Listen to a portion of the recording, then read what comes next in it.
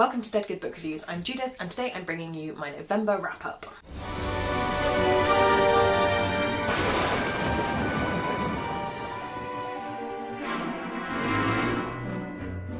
If you watched my November TBR, you'll know that I set myself a short TBR with the intention of doing NaNoWriMo last month. I promised videos, I promised content to do with NaNoWriMo. I produced none of it. I'm not too sad about it. NaNoWriMo is a wonderful challenge to do.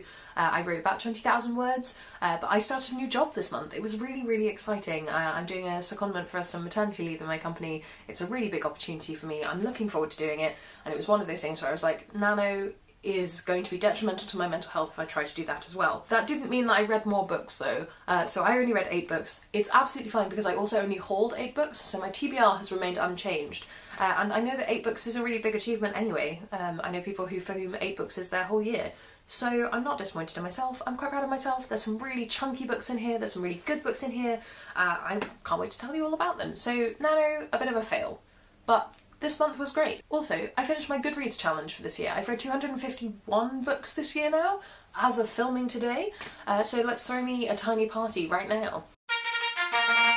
There we go, that's my tiny party. Let's talk about some books. The first book I finished this month, I think you will have seen coming. It's The Guinevere Deception by Kirsten White. I adored this book. What a way to start the month. Maybe it made every other book this month feel like a mess. I don't know. I absolutely love this. Guinevere Deception follows the story of Guinevere from Arthurian legend, except she's not Guinevere, she's an imposter. Hence the word deception in the title. I think this book is amazing. I think you have to read this book and discover it for yourself. There's a lot of stuff in here that I don't want to go into because I think it would be a spoiler. I have written a review that will be coming out on my blog when I have time to format it properly, but there's some amazing magic in this book. There's some lovely character moments. I have a feeling it's going to get even more gay in later stories, and I really love this. I couldn't recommend this more. If you want a Christmas gift for the Arthurian legend nerd in your life, buy them The Guinevere Deception, it's so good. I don't know what happened to my copy of this book. It's somewhere in this room, but I cannot find it. This is Battle Beyond the Doll Stars by Chris McCrudden. Christopher McCrudden sounds much classier. Anyway, Chris McCrudden. This book I was so surprised by. I thought I was going to hate it when I first started it, but it's actually so good. It's a sequel, which I didn't realise, but it doesn't matter at all. You can read this on its own. It's about the Battlestar Suburbia, and it's a world in which it's like a robot uprising has already happened, but the robots that rose up are just ordinary appliances. So like the main character is a bread maker, and there's a motorbike and a printer and an alarm clock, and it's just so funny, but not to the expense of having plot. It still has plot, it still has a really good plot, I thought. It was a really fun sort of sci-fi battle romp, but just so funny and so well thought out and so clever. You do have to hugely suspend belief to read this book, but I think you know that going in. It's surreal, it's intentionally surreal. But yeah, I'd really recommend it, especially if you're thinking like, what book would this person like? I genuinely have no idea, because at least with this one, it's a good story to have that you read a book about a sentient bread maker. I mean, what more do you want, really? The next book I read was The Monster, Baru Cormorant by Seth Dickinson. This is, of course, the sequel to The Traitor Baru Cormorant. This is exceptional. I really like this. If you like intense fantasy that isn't as sprawling as something like A Song of Ice and Fire, it's quite contained, but it is epic and long and dense and difficult at times. It did take me quite a while to read. This is what I would recommend. It's really good. Baru, the main character, has grown so much from book 1. It does start with a bit of kill your gaze, but it knows what it's doing with that, I think. At least that was how I interpreted it. It wasn't too bad. I now need the 3rd book. I just need it. This is the thing. I don't want to talk too much about this because if you have already read the series, anything I tell you about this will be a spoiler. And if you haven't already read the series, then I want you to, because I want you to find it for yourself. So just let me say, this was really good. I enjoyed this. Give yourself time to read it. Don't skim it. Don't skip. Don't shilly-shally about. But yes, this is very good. Next, I finished an audiobook. I finished the audiobook of The Assassins Apprentice by Robin Hobb. I picked up Robin Hobb because I have a friend who's been asking me to read them for quite a long time, and I thought, well, what better time? I have an Audible credit that I don't know what to do with. These are nice and long. I like a long audiobook. This was really good. I loved it. There are a lot of dog death. A lot of dogs die in The Assassin's Apprentice. Oh, so many dogs died. But that's okay, I can cope with that, maybe. No, I thought it was really good. It's a really good narrative. It feels old school fantasy, which I really enjoy, and it's a young male protagonist, but done reasonably well, I thought. There are a few moments where he's just an idiot, but you know, what can you do? sometimes boys are idiots. If you're the kind of person like me who always feels like you should have picked up Robin Hood by now, I really recommend these audiobooks. I think they're really good, well narrated, well paced, just a good time had by all. Continuing my theme of long books, clearly I've just been putting off all the long books until November when I was like, I'll only have 9, so it's fine. Screwed myself over. Name of All Things by Jen Lyons. This is the sequel to The Ruin of Kings, but it kind of follows a different story. I didn't reread The Ruin of Kings, as you can tell, because I'm not talking about it, now I would quite like to. This book follows a different story. It follows it in the same kind of weird way of telling a story in which it's kind of reported. So you have the person writing the book, collating the book, who has footnotes. She comments on a lot of stuff within the story, who is talking about the characters all being together in a kind of a storm/attack that's happening, and within that the characters are telling another story. So it's sort of quite meta as a book, which I think some people might find really annoying. I actually really enjoyed it. I think it's a clever way of doing the storytelling, and it's, oh, that horse is very glossy.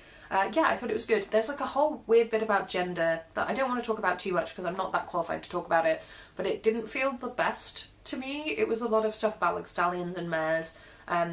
I'd be really interested to hear someone else's take on it, but I don't know anyone else who's read this, so if you have read this, let me know your thoughts in the comments below. I finished off the month with some NetGalley reads. I started off with Sisters of Shadow and Light, which is a YA fantasy story. Well, YA, the main character's 18, but she's a very sheltered 18. This follows the story of 2 sisters who have been trapped in a palace slash castle for a very long time by a magical hedge, and someone comes into the hedge and everything kind of goes mad. I thought this was really good. It's such cliched, obvious, these are all negative words, but generic YA fantasy. I really needed that. At this point in the month, I'd read basically three hefty fantasy books in a row, and I was like, I need something simple, and this was exactly that for me. It's got like not too obvious romance, but a bit of one. It's got, you know, forbidden magic, which I really enjoy. It hit the spot for me. If you're stuck in a bit of a reading rut, not even a slump, just a bit of a kind of, I need something that I can just finish. I need to finish a book. This is what I would recommend. I thought it was really fun. There's some weird stuff at the beginning. The sister is at the beginning non-verbal, and I thought it was going to be a really bad representation of people who are non-verbal, but it mellowed out. It was fine in the end.